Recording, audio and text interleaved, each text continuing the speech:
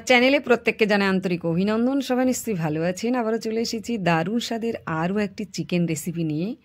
এত সুন্দর টেস্টি হয়েছে চিকেন রেসিপিটি, ভাবা যায় না, অসাধারণ। আপনারাও খুব সহজে বাড়িতে বানিয়ে ফেলুন এ ধরনের রেসিপি। আমার চ্যানেলে যারা নতুন নতুন আসবেন অবশ্যই চ্যানেলটি সাবস্ক্রাইব করবেন, ফলো করবেন। ফেসবুক প্রোফাইল আছে ইসলিয়া বিশ্বাস নামে, ইউটিউব চ্যানেলে আছে আইবি কিচেন। যে যেখান থেকে দেখবেন অবশ্যই রেসিপিটি কেমন হয়েছে জানাবেন। প্রথমে নিয়েছি একটা কড়া, আর কড়ার মধ্যে দিয়ে দিলাম তেল। আমি প্রথমে মাংসগুলোকে খুব ভালো করে ধুয়ে নিয়েছি, মানে চিকেনটাকে, আর এর মধ্যে হলুদ আর লবণ মিশিয়ে নিলাম। এবারে খুব ভালোভাবে এটাকে একটু ভেজে নেব। মাংসটা ভেজে কিন্তু তুলে নিতে হবে।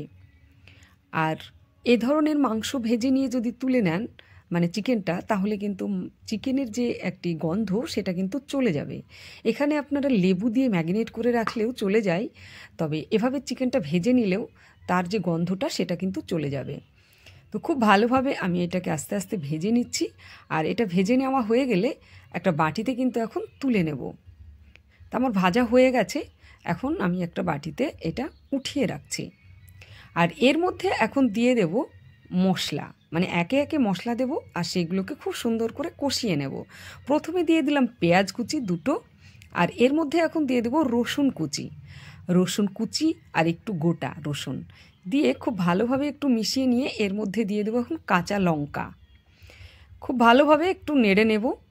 আর কিছুক্ষণ নাড়ার পরে এর মধ্যে কিন্তু এখন দিয়ে দেব আস্তে আস্তে মশলা।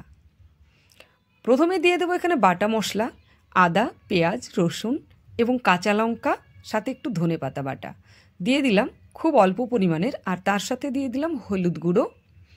এখন দিয়ে দেব স্বাদ মতো লবণ, আর তার সাথে দিয়ে দেব প্রয়োজন মতো 10 রকম জিরে গুঁড়ো একসঙ্গে করার। এখন খুব ভালোভাবে মশলাটা একটু কষিয়ে নিতে হবে। আর তার আগে একটু কাশ্মীরি লঙ্কা গুঁড়ো, আর দিয়ে দিলাম দুটো তেজপাতা। খুব ভালোভাবে মশলাটা একটু নেড়েচেড়ে নেব। আর এর মধ্যে এখন মশলা বাটার যে জলটা আর একটু মশলা ছিল সবসহ একসঙ্গে দিয়ে দিলাম। এবারে মশলাটাকে খুব সুন্দরভাবে তৈরি করে নিতে হবে আস্তে আস্তে। মশলাটা যত সুন্দর কষানো হবে মাংসের টেস্ট কিন্তু ততটাই সুন্দর হবে। এবারে আস্তে আস্তে মশলাটা কিন্তু কষিয়ে নিতে হবে। খুব ভালোভাবে কিছুটা কষিয়ে নেওয়ার পরে এর মধ্যে দিয়ে দিলাম একটা টমেটো কুচি। আবারও মশলাটাকে আমি কষাতে থাকবো। মশলাটা আরও সুন্দর করে যতক্ষণ না তেল ছাড়া হবে ততক্ষণ আমি কষিয়ে নেব। মোটামুটি তেল ছাড়া এখন হয়ে গেছে। এবারে কিন্তু এর মধ্যে দিয়ে দেবো ভেজে রাখা চিকেনগুলো দিয়ে খুব ভালোভাবে এখন উল্টে পাল্টে একটু নিয়ে নেব। এটার আস্তে আস্তে কিন্তু খুব সুন্দরভাবে একটু জল বেরোবে। এটা খুব সুন্দর লাগা যতক্ষণ না হবে ততক্ষণ কিন্তু আমি এখন কষাতে থাকবো আস্তে আস্তে। একটু তেল ছাড়া হয়েছে এবং রস বেরিয়েছে অনেকটাই। এবারে খুব ভালোভাবে এটা কিন্তু কষিয়ে নিতে হবে। আর এটা এত সুন্দরভাবে কষাতে হবে, এটা লাগা হয়ে যাবে মশলাটা, আর মশলাটা একটু হালকা পোড়াও হবে। দেখতেই পাচ্ছেন খুব সুন্দর হয়ে গেছে কষানো। এবারে কিন্তু গরম জল এর মধ্যে আমি দিয়ে দিলাম। এবারে একটু নেড়ে চেড়ে এটাকে কিন্তু আবারও ফুটতে দেব। খুব সুন্দরভাবে এটাকে কিন্তু ফুটিয়ে নেব আস্তে আস্তে। আরও প্রায় 10 থেকে 15 মিনিট এভাবে ফুটিয়ে নেব। ফুটিয়ে নেওয়ার পরে এর মধ্যে এখন দিয়ে দেব ধনেপাতা কুচি চারিদিকে ছড়িয়ে দিয়ে আবারও খুব ভালোভাবে এটাকে নেড়ে চেড়ে নেব। আর নেওয়ার পরে গ্যাসের চুলাটা কিন্তু আস্তে আস্তে অফ করে দিতে হবে। আমি আগে নেড়ে চেড়ে নেব, কিছুক্ষণ ফুটিয়ে নেব। এবারে গ্যাসের চুলা অফ করে দেব। কিছুক্ষণ ঠান্ডা হলে তবেই কিন্তু আমি এটা একটা বাটিতে তুলে নেব। কিছুক্ষণ রেখে দিয়েছি, একটু ঠান্ডা হয়ে গেছে। এবারে একটা বাটিতে তুলে নেব। খেতে বসে গেছে, তো সেই জন্য একটা বাটিতে তুলে নেব, কিছুটা নিয়ে আমি দিয়ে দেব। আর দেখুন কত সুন্দর হয়েছে, পারফেক্ট। এতটা টেস্টি হয়েছে ভাবা যায় না।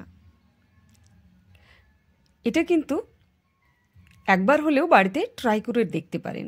এত সুন্দর টেস্ট ভুলতে পারবেন না। এবারে আমি নিজে খাওয়ার জন্য একটা থালাতে তুলে নিয়েছি। সঙ্গে অনেক রেসিপি এখানে আছে, তো তার মধ্যে চিকেন রেসিপিটাই আজকের মেনুতে বেস্ট। আর এটা এত সুন্দর হয়েছে ভাবা যায় না। সাথে লঙ্কা পেঁয়াজ, শসা এবং সবজি। টেস্টি টেস্টি দুপুরের এই আহার, ভুরি ভোজ বলতে পারেন। তা আপনারাও চটপট বাড়িয়ে ফেলুন এ ধরনের রেসিপি, আর খেয়ে একবার দেখুন এবং আমাকে কমেন্টস করে জানান এই রেসিপিটি আপনাদের কেমন লেগেছে। আশা করি আপনাদের খুব ভালো লাগবে। আজকে এই পর্যন্তই শেষ করছি।